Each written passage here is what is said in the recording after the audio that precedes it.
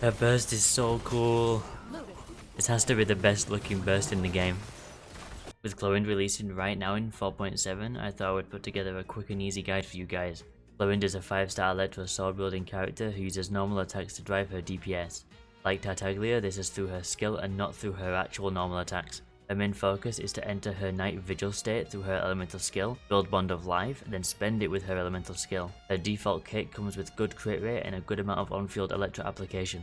Let's get into her kit. Clorinde's normal attack deals 5 strikes that deal very weak damage. Her charge attack though uses her pistol to shoot a suppressing shot in a fan-like pattern. This is also kind of weak. For her elemental skill, Clorinde will enter the night vigil state on activation. While in this state, her normal attacks will be enhanced and will be infused with electro damage, become ranged and will pierce enemies. She will also gain a new enhanced elemental skill with no cooldown. Normal attacks will be enhanced when her bond of life is less than 100% of her max HP. Her enhanced normal attacks will pierce, deal more damage, and grant bond of life worth up to 35% of her max HP. Her skill is enhanced when her bond of life is over 100% of her max HP. The enhanced skill has a larger effect, hits 3 times and deals 110% of her bond of life. The damage from her enhanced skill and enhanced normal attacks all count as normal attack damage. Her elemental burst is a lot simpler. It's Kaching's but way cooler. It deals damage 5 times in an area and grants bond of life based on her max HP. This scales with talent level. Clorinde's first ascension talent grants her normal attacks and burst increased damage when an electro related reaction is triggered. This starts at 20% of Clorinde's attack at 1 stack and scales to 60% at 3 stacks. The maximum damage increase from this effect is capped at 1800 damage or 3000 attack. Clorinde's second ascension talent grants 10% crit rate for 15 seconds when her bond of life increases or decreases past 100% of her max HP. This can stack twice and grant 20% crit rate. This crit rate and the crit rate from her ascension stat gives her around 44% base crit rate. This will make her easy to build.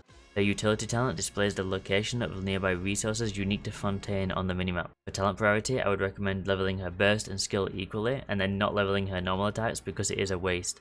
For weapons, Absolution is her best weapon and her signature, giving her a huge amount of crit damage and a 48% damage boost. Her second best by an insanely small margin is Haran. It gives similar damage to Absolution but provides crit rate. Clorinde's kit already has a lot of crit rate so it's not really needed. Next is Mist Splitter Reforged. It gives everything she needs but a little worse than the other two. Primordial Jade Cutter is a good choice for good damage and has a little more tankiness, but like Haran gives a lot of crit rate that she doesn't need. Lighter Foliar Incision is about on par with Primordial Jade Cutter. It does come with crit damage and a high base attack. Uruku Misagiri gives good crit rate and damage boost to her normal attack and skill.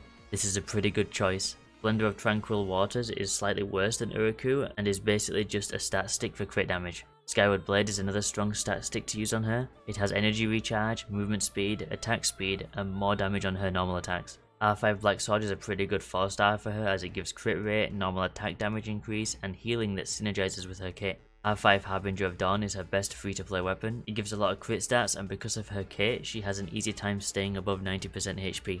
Freedom Swan is another decent weapon to use on her. Even though it isn't a massive buff, it will buff her teammates. It is better than Harbinger in Dendro Reaction teams. Her best craftable weapon is Sapwood Blade. The ER and EM makes it a pretty good choice, but it isn't very good outside Dendro teams. For artifact sets, Clorinde's best set is obviously Fragment of Harmonic Whimsy. She will get the 54% attack increase easily from the 4-piece. Thundering Fury is slightly behind that, giving increased on-field play and extra reaction damage.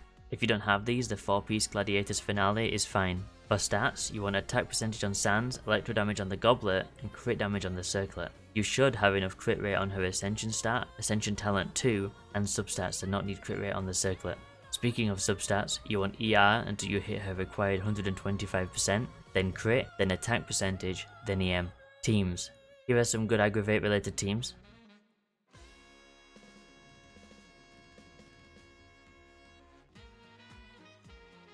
Here are some quick bloom teams.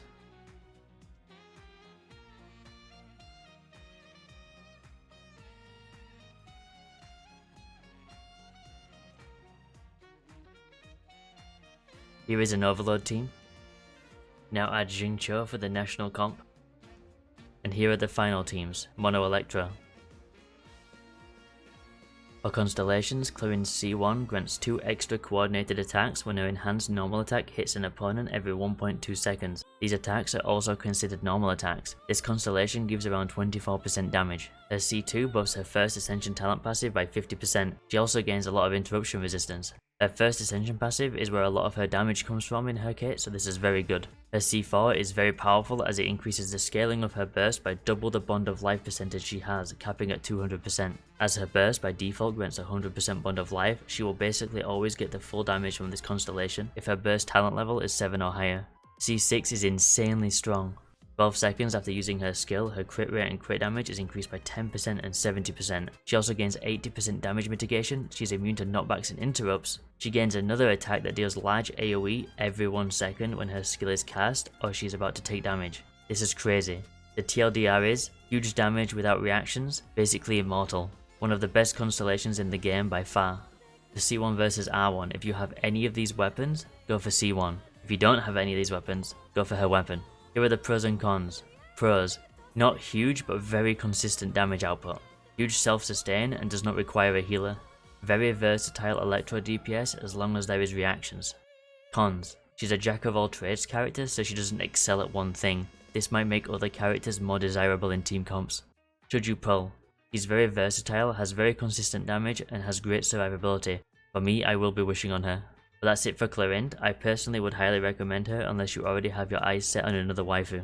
Let me know in the comments if you are wishing for Clorinde or just have any other questions. If you liked the video, subscribe, maybe leave a thumbs up, and thanks for watching. See ya.